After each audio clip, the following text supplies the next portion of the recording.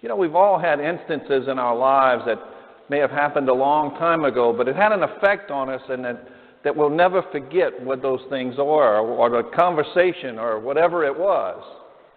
And working in hospice, I am afforded a lot of these instances. I want to share one with you.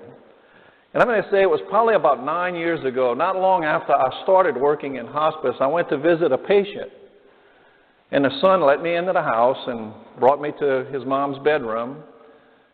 And I remember it so well, it's so vivid. And it said, see, when I walked into the room, she was laying in bed smoking a cigarette. And it must have been this time of the year because I had a jacket on. And I remember thinking to myself, I said, well, this is the last house I'll wear the jacket in, right? Well, she put the cigarette out, and she just kind of looked at me, and I introduced myself to her. And then I said, like I always do, how are you feeling today? And I do it with a little bit of cheer in my voice. And I'll never forget what this lady told me.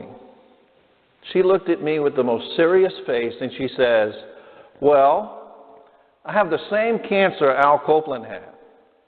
She said he had all the money in the world. He traveled the world to find a cure, and he died anyway. And she paused, and then she looked at me again, and she says, I take 16 pills a day. I'm dying. How do you think I feel? And you know, I always say that I'm not always sure what's going to come out of my mouth and not where it comes from, but I just looked at her and I said, well, congratulations. And then she had that deer in the headlights look. I said, yes, ma'am. I said, congratulations. I said, because you know what? I said, you know it's coming.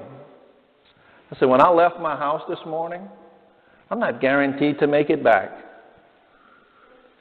And then she paused and she says, well, in that case, I'm probably doing pretty good. And then we had a conversation after that. You see, we got death out of the way. Before that day, she lived every day dying because she knew she was going to die.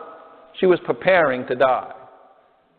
And you know, we all prepare for things, and we know that we prepare for things that sometimes don't happen. I can think of a hurricane recently that we prepared for that didn't really happen, not for us. But you know, there's a lot of things in our life that we do those type of things that we prepare for. But we know death is coming. But we don't know when. But as Catholic Christians, we have to know that Jesus Christ wants us to know Him. And that's what He's telling us in today's gospel. You see, it talks about the virgins, right, and the lamps and the oil. And if you just sat down and read that gospel and you looked at it and you said, well, what is He telling me? Because, you know, we don't do oil lamps anymore. And why, you know, what does all of this mean? The very end of the gospel kind of brings it all together when He says to the virgins that got locked out of the room, I didn't even know you. You see, Jesus Christ wants us to know Him, not just know about Him.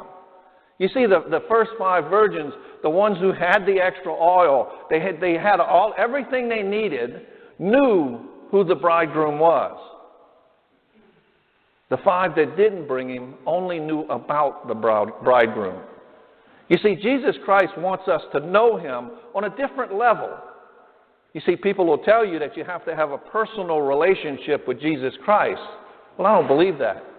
Because as Catholic Christians, we are called to an intimate relationship with Jesus Christ.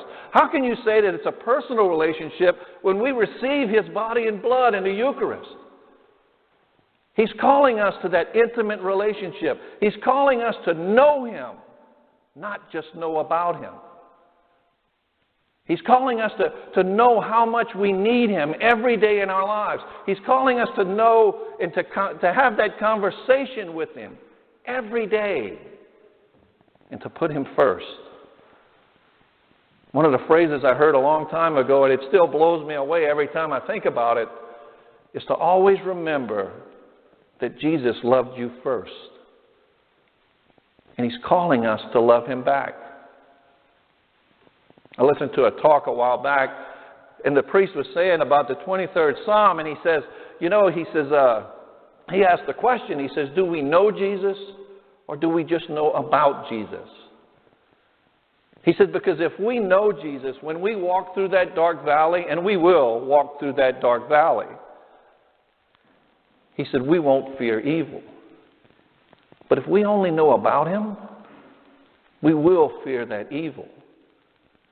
You see, he's calling us to that intimate relationship. You see, and if we have any doubts in our minds about what the Eucharist is and who Jesus Christ is, then we have to work to eliminate that doubt. You see, we have to have that relationship. We have to remove those roadblocks within us so that our relationship with Jesus can be what he's calling it to be. Jesus Christ is calling us to an intimate relationship with him. He's calling us to have that knowledge and love of him. Sure, he wants us to share our faith in this life, right? But in the Gospels, you see those virgins couldn't share that oil. They couldn't share that faith when the bridegroom was knocking at the door. And for some, it might be too late to go get it then.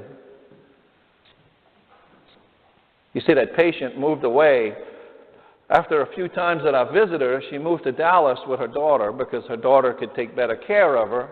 So we transferred her to another hospice. And 2 years later, she came back to Thibodaux. She came back to make her funeral arrangements. And when she came back, they transferred her back to us as a travel patient. And we treat travel patients just like every other patient, right? So I went to visit her. We sat in the same room.